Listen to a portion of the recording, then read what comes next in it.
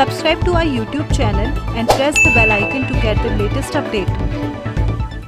UP में expressway का जाल बिछाया जा रहा है। हाल में पूर्वांचल एक्सप्रेसवे का उद्घाटन हुआ है।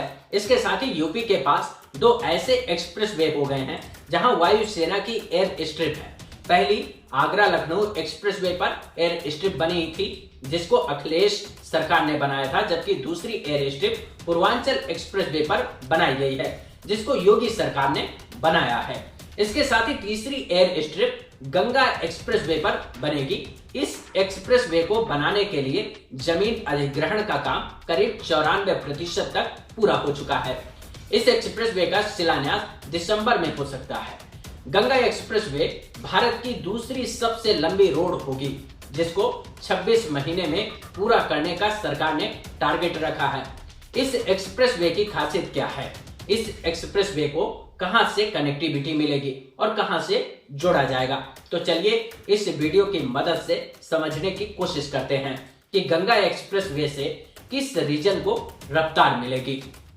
जय राम दोस्तों, मेरा नाम गंगा प्रसाद। हमारी कोशिश होती है कि आप तक हर वो जानकारी पहुंचाई जाए जो आपसे जुड़ी है। अगर आप हमारी मदद करना चाहते हैं तो सबसे पहले हमारे इस चैनल को सब्सक्राइब कर लीजिए, फेसबुक पेज को लाइक कर दीजिए और वीडियो को शेयर कर दीजिए ताकि आपके साथ दूसरे दोस्तों तक भी वीडियो पहुंच सके।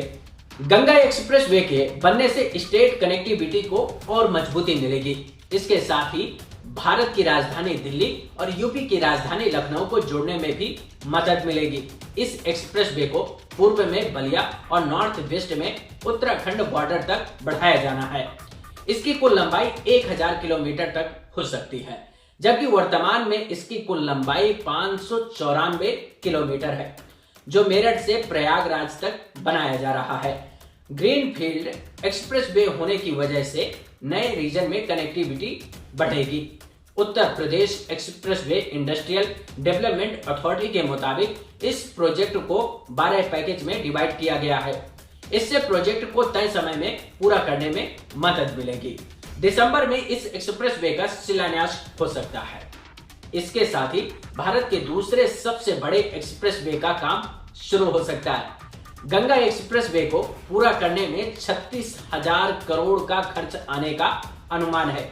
इसको शुरुआत में 6 लेन का बनाया जाएगा, लेकिन इसका स्ट्रक्चर 8 लेन के हिसाब से बनाया जाएगा ताकि बाद में जरूरत पड़ने पर एक्सप्रेसवे को 8 लेन में परिवर्तित किया जा सके।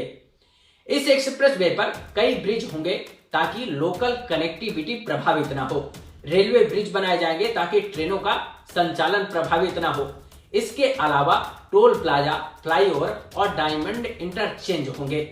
इसके साथ ही पूर्वांचल एक्सप्रेसवे और लखनऊ आगरा एक्सप्रेसवे की तरह गंगा एक्सप्रेसवे पर एयर स्ट्रिप भी बनेगी जो सुल्तानपुर डिस्ट्रिक्ट में बनाई जाएगी, जिसका इस्तेमाल भारतीय वायुसेना इमरजेंसी के दौरान करेगी।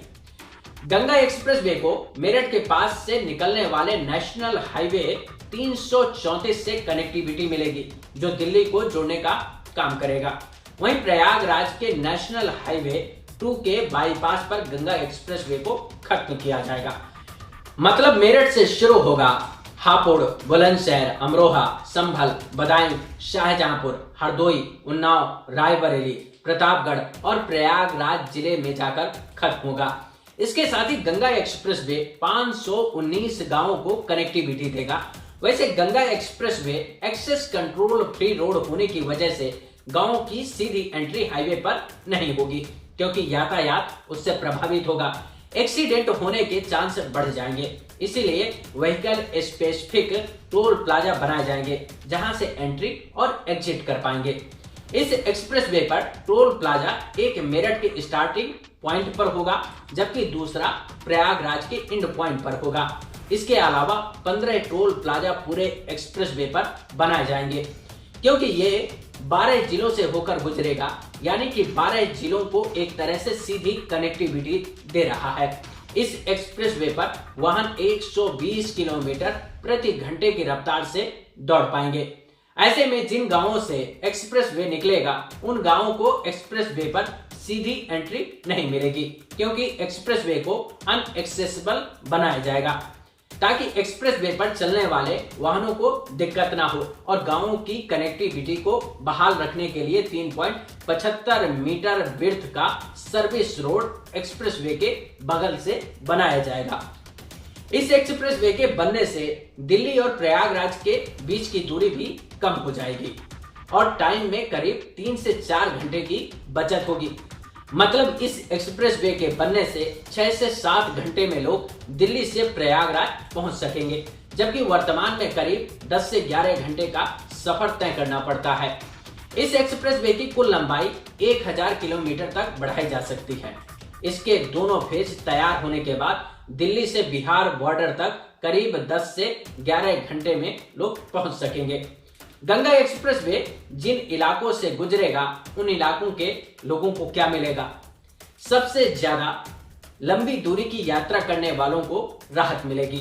गाड़ी रफ्तार के साथ चलेगी तो टाइम के साथ तेल की खपत भी कम होगी। अब कम दूरी तय करनी पड़ेगी, जिससे प्रदूषण से भी राहत मिलेगी और एक्सीडेंट में कमी आएगी। इस एक्सप्रेस वे से जुड़े इलाकों में रोजगार के अवसर खुलेंगे। किसानों को भी राहत मिलेगी, क्योंकि कनेक्टिविटी मिलने से व्यापारियों की पहुंच आसान होगी। इसके साथ ही कॉमर्स टूरिज्म को भी बढ़ावा मिलेगा। वहीं इस इलाके में कॉमर्शियल डेवलपमेंट होने के चांस ज्यादा बढ़ जाएंगे। इसके साथ ही यूपी के बहुत से पिछड़े इलाकों को कनेक्टिविटी मिलने से सुख सुविधाएं उन तक तेजी से पहुंच सकेंगी। अगर आपको वीडियो अच्छा लगा हो तो चैनल को लाइक करना, सब्सक्राइब करना और वीडियो को शेयर जरूर कीजिएगा, ताकि हमारी मदद हो सके। साथ ही आप अपनी राय देने की कोशिश कीजिए, ताकि वीडियो को और लोगों तक पहुंचाने में हमारा सहयोग हो सके। इसके साथ ही फेसबुक पेज पर अगर आप वीडियो को देख रहे हैं तो हमारे पेज को लाइक करना मत भूलिएगा। नमस्कार।